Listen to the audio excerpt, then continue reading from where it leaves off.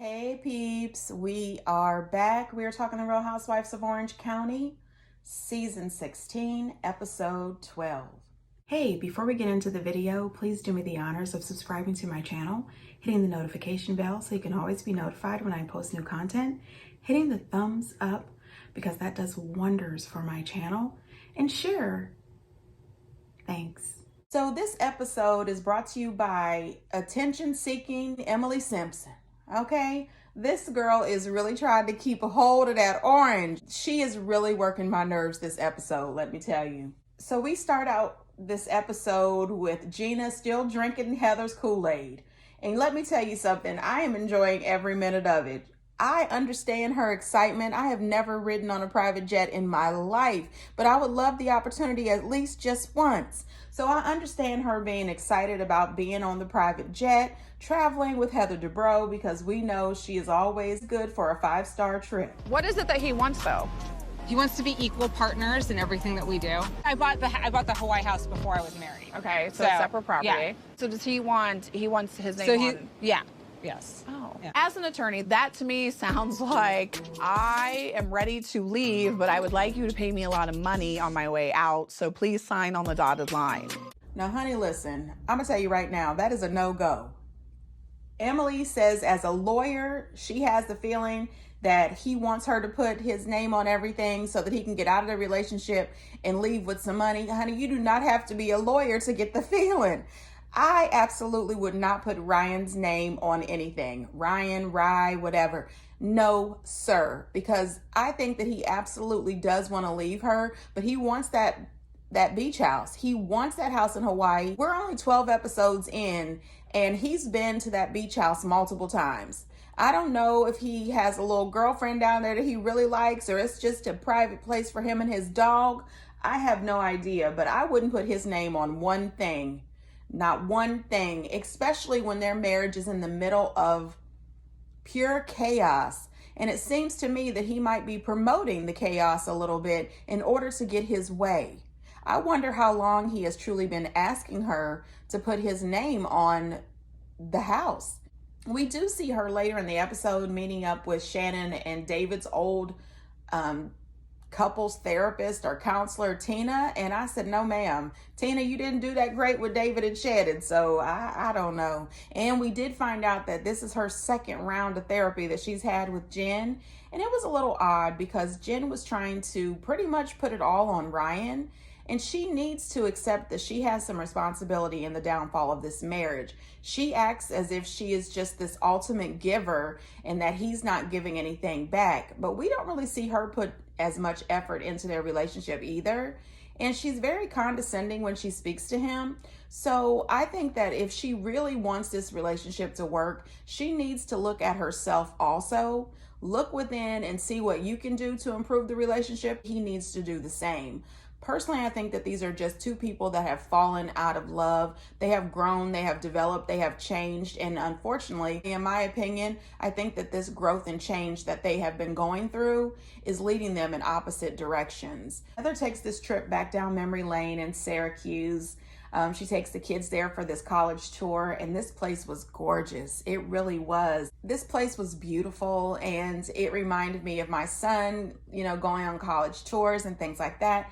I think it's an absolute wonderful time in a parent's life, taking their babies off to visit colleges. You're excited for them. You want them to blaze their own path. You want them to get out and grow, learn and develop and see who they really are. But at the same time, you're scared, you're nervous, and you're going to miss those babies like crazy. So I definitely appreciated that Heather and her family shared this on the show. Heather goes to her old sorority house and they had a Welcome Heather banner out on the porch, and I thought that was really beautiful. Then she goes on later that evening to host a live podcast on campus, and she did a great job because it was all about her. And Heather always does a wonderful job when the conversation surrounds Heather Dubrow. She did great, and I wasn't surprised to find she won the Greater Miss Syracuse pageant. She was the queen. And, I guess ever since she won that pageant, she believes that she should be the queen every day of her life, in every circle of her life, which I don't know. That's Heather Dubrow. Take it or leave it. That's what you get. So we get back to the OC, and Shannon is having the girls over for a cooking class, which I don't even know why. Just invite the girls over for dinner, because neither of these girls want to have their hands dirty in the kitchen. They don't want to flip nothing. They don't want to dice anything. They don't want to wash anything off. All they want to do is sit down with their fork and plate. I'm just saying. Have you ever seen the Swedish Chef on the Muppets? Stop! No, that's cute. The Swedish Chef. He's adorable. You put the chicken in the bird. You know the Swedish Chef? Mindy's Merkin. What's that? It's a hairpiece for your vagina. Why would you want a hairpiece? Because if you want your vagina to have pink hair. Like you said, Gina said that I'm jealous that she and Heather are friends. It's like, Yeah. oh my God, that's like the furthest thing from the truth. She said that she thought that you were jealous of her relationship with Heather. Gina needs to put a pin in it a little bit. A pin in it? What do you mean a pin in it? In the ego. Put a pin in it. Means your ego's inflated. But doesn't she deserve to have an inflated ego right now? Well, I have been next to her the whole time. I was there for Gina when she was going through her tough times. We need to be having more fun than New York. Thinking about having him actually move out for a month. She's got stuff that she's dealing with. What? We all have stuff. Like I said, She's a marriage where he's No, gonna... I know. Jen? Grown women don't act this way. They don't whisper in each other's ears and try to put people down. Adorable my butt. Now listen, I love the Muppets. I absolutely love the Muppets. And I think the chef is really cute. I really do. But I don't think that Emily meant it that way. I think she was absolutely making fun of Shannon. And everybody knows that whenever Shannon does something, she loves a good theme. She loves a good outfit. Emily, leave Shannon alone. Why would anybody need a vagina wig? You know, a vagina wig? I don't understand that. I'm with Shannon on that. It just doesn't make sense to me. You know, later in the episode, we hear Emily talking to Gina and Heather, and she says that when they had their FaceTime with Heather, she was making this annoyed face because Shannon was talking about Gina. Well, first of all, the conversation happened after the FaceTime call, so you're lying. But that wasn't the only lie that you were telling, but we'll get to that a little bit later. When Shannon does bring up to her that she is not jealous of Gina, she mentions how she was there for Gina when she was going through everything she was going through. She was there for Gina when she found out about her husband's alleged affair. She was there for Gina through the divorce. She was there for Gina through her DUI situation. She was there for her through her alleged domestic violence situation. I'm only saying alleged because I don't want to be sued, but I do believe it. Shannon was there for her through all of those things. And Emily makes the comment that doesn't Gina have the right to be excited? Yes, she absolutely does. This girl has been through a lot. She has got her own place now. She's in a stable, healthy relationship. Her children are happy. She's able to co-parent with her ex-husband. She's got this new line. This woman deserves the opportunity to toot her own home. She has every right to be excited about it. But she doesn't have the right to try to make Shannon out to be the villain. Shannon is not the villain here. Emily is doing everything she can to try to make it look as if Shannon is jealous of Gina. But what they're really doing is trying to make this a storyline. And Emily keeps bringing it up over and over again, and she keeps making the story bigger than it really is. It makes me wonder, is Emily is jealous of Gina and also jealous of Gina's friendship with Heather? I mean, it was really annoying. Shannon keeps just trying to have fun, trying to relax, having the girls over for a good time. And Emily wants to make it out as if Shannon is the bad person. And that is not Shannon's role this season. Now, we have had seasons where Shannon has irritated all of us, but this season, it's not the case. I did see that 2 days ago, they filmed the reunion. So I'm really excited to see what happens at that reunion, but I'm hoping that Shannon can gather the girls because they are full of crap. Okay, so I really do feel for Jen and what she's going through. But like I said before, I think that both her and Ryan probably need to look in the mirror and think about what they're both doing to destroy this relationship. I also think that they both should go into therapy as a couple, but therapy separate as well.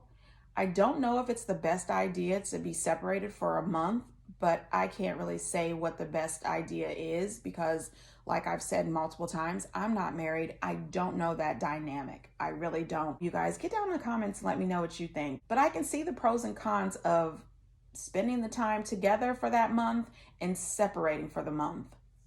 I definitely still would not put anything in his name. If that is one of his conditions in order for you to save your marriage, then you need to look at that. That sounds a little odd to me, and I wouldn't put his name on one thing. He couldn't get his name on the toaster.